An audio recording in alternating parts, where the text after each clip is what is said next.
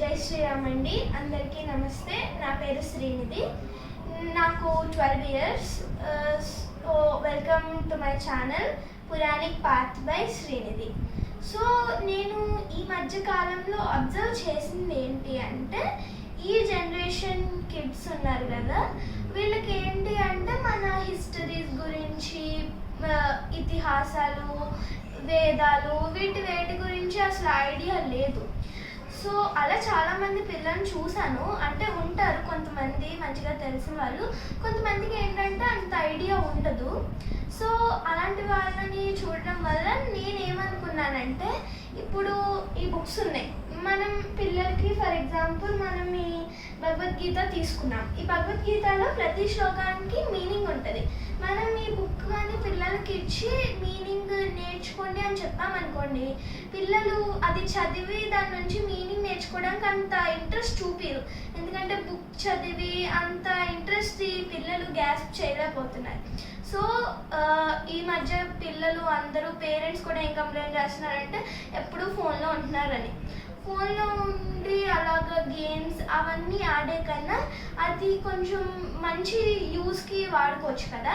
So ఈ channel పెట్టడానికి main reason ఏంటంటే, ఇప్పుడు ఈ బుక్స్ ఉన్నాయి కదా, ఇప్పుడు ఫర్ ఎగ్జాంపుల్ మనం మహాభారతం తీసుకున్నాం అనుకోండి. సో ఇప్పుడు మహాభారతం ఎంతమందికి తెలుసు?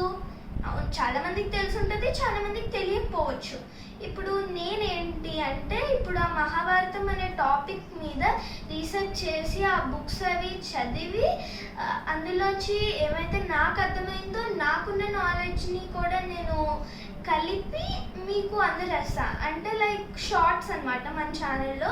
సో మనకి ఇప్పుడు ఈరోజు ఫర్ ఎగ్జాంపుల్ చెప్తున్నా, ఈరోజు ఒక షార్ట్ అప్లోడ్ చేస్తా, రేపు ఇంకొకటి, అలా ఎల్లుండి ఇంకొకటి, అలా డైలీ ఒక్కొక్క షార్ట్ అప్లోడ్ చేయడం వల్ల, అంటే 1 minute, daily 1 minute of Mahabharatam మీరు నేర్చుకోగలుగుతున్నారు. సో ఈ షార్ట్స్ నెంబర్ అయితే మనం పెంచుకోవచ్చు కూడా. అలాగ ఒక టాపిక్ మీద సిరీస్ కింద ఎపిసోడ్స్ లాగా మనం చేస్తున్నాం గైస్.